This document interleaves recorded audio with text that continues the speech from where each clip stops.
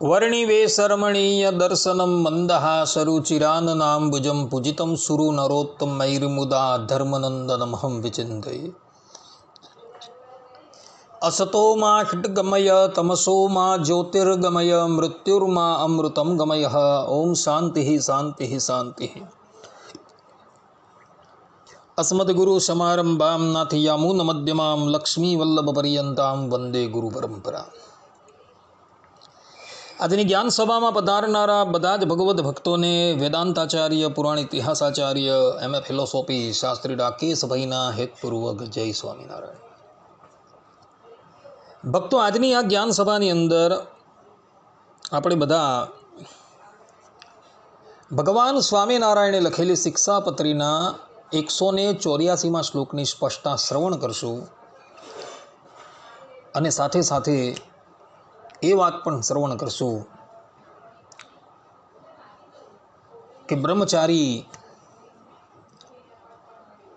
જાણી જોઈને વારંવાર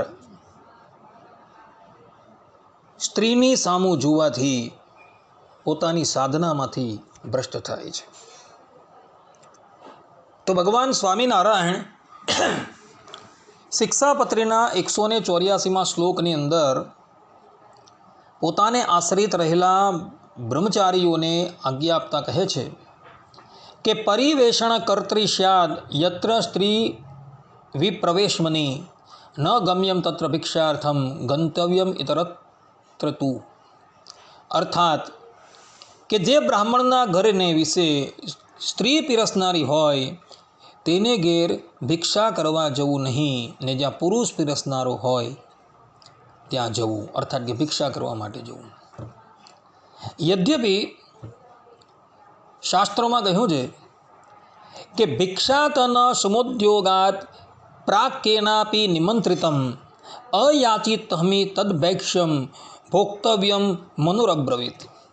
અર્થાત કે વર્ણી ભિક્ષા લેવાની તૈયારી કરતો હોય અને તે સમયે કોઈ ગૃહસ્થ પોતાના ઘેર જમવાનું નિમંત્રણ આપે તો વગર માગ્યે આવેલું તે ભોજન વર્ણીએ જમવું, એવા મનુએ કહેલા વચનથી ભિક્ષા પ્રધાન વૃત્તિવાળા વર્ણીને આમંત્રણ આપનારા ગૃહસ્થના ઘરમાં ભોજન અનુમત છે। પરંતુ ત્યાં વર્ણી એટલે કે બ્રહ્મચારીએ એક વિવેક રાખવાનો છે કે જે વિપ્રના ઘરે ભોજન પાત્ર વિશે જમવાના પદાર્થોનું અર્પણ કરનારી યુવતી નારી હોય, પ્રૌઢા એટલે કે વૃદ્ધ નારી હોય કે બાળકી હોય, એના થકી એણે ભોજન ગ્રહણ કરવાનું નથી। કારણ કે બ્રહ્મચારી અષ્ટાંગ બ્રહ્મચર્યોનું પાલન કરતો હોય છે અને અષ્ટાંગ બ્રહ્મચર્યના પાલનની અંદર એને માટે આ બાબતનો નિષેધ કરવામાં આવેલો છે। શાસ્ત્રોની અંદર એવા પણ પ્રમાણો જોવા મળે છે કે જે મહાત્મા સિદ્ધ કક્ષા પર પહોંચી ગયા હતા અને એ મહાત્માએ ભોજન પીરસનારી સ્ત્રીનું મુખ વારંવાર જોયું તો એને લઈને એઓ પોતાની સાધના પરથી ચ્યુત થઈ ગયા હતા। આ સંબંધની અંદર ગીતા પ્રેસ ગોરખપુર જ્યાંથી સતકથા અંક બહાર પડેલો છે, એની વાર્તા 274માં એક ચરિત્ર આવે છે। વાત એવી હતી કે મગધ પ્રાંતમાં આવેલી માહી નદીના તટ પર આવેલા વનમાં એક મહાત્મા રહેતા હતા, જેનું નામ હતું ઉદ્રામપુત્ર, જેઓ પોતાની સિદ્ધિને અર્થે સંપૂર્ણ મગધની અંદર વિખ્યાત હતા। નિત્ય મગધ રાજાના નિમંત્રણથી એ આકાશ માર્ગે ઉડતા ઉડતા મગધ રાજાના મહેલમાં આવતા હતા અને એમની ભિક્ષા ગ્રહણ કરતા હતા. એક સમયની વાત હતી. મગધના રાજા કોઈ કાર્યને અર્થે બહાર ગામ જવાના હતા. એટલે એઓએ પોતાની સેવિકાને પોતાની પાસે બોલાવી અને એને કહ્યું કે કાલે ઉદ્રામપુત્ર મહેલમાં આવે તો તું એમના ભોજનનો પ્રબંધ યથાર્થપણે કરજે. સેવિકાએ કહ્યું કે ભલે. અને પછી મગધેશ્વર બહાર ગામ જતા રહ્યા. નિત્યના નિયમ મુજબ ઉદ્રામપુત્ર આકાશમાં ઉડતા ઉડતા રાજાના મહેલમાં આવે છે. સેવિકાએ એમનું સ્વાગત કર્યું. હવે રાજાની આ સેવિકા હતી ને એ બહુ સુંદર દેખાતી હતી. એની વાણી પણ કોયલના જેવી હતી. એણે મહાત્માનું સ્વાગત કર્યું. ભોજન કરવાને અર્થે સુવર્ણનો પાટલો પાથરી આપ્યો, સામે બાજટ મૂક્યું અને વિવિધ પ્રકારના ભોજનો મહાત્માને પીરસા. હવે આ મહાત્મા જે છે એ ભોજન કરતા જાય અને પેલી પરિચારિકાની સામું જોતા જાય. પરિચારિકા પણ વિચાર કરે કે આજે મહાત્મા મારી સામું કેમ જોયા કરે છે. મહાત્માએ એક વખત, બે વખત, ત્રણ વખત એની સામું જોયું અને એવો એના રૂપની અંદર આસક્ત થઈ ગયા. ભોજન પૂર્ણ કર્યા બાદ જ્યારે ઉદ્રામપુત્ર પુનઃ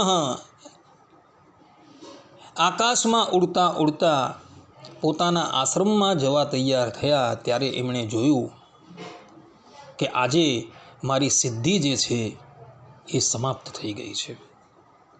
પેલી પરિચારિકાની સામું વારંવાર જોવાથી મહાત્માની તપસ્યા અને એની સિદ્ધિ જે છે એ સમાપ્ત થઈ ગઈ હતી.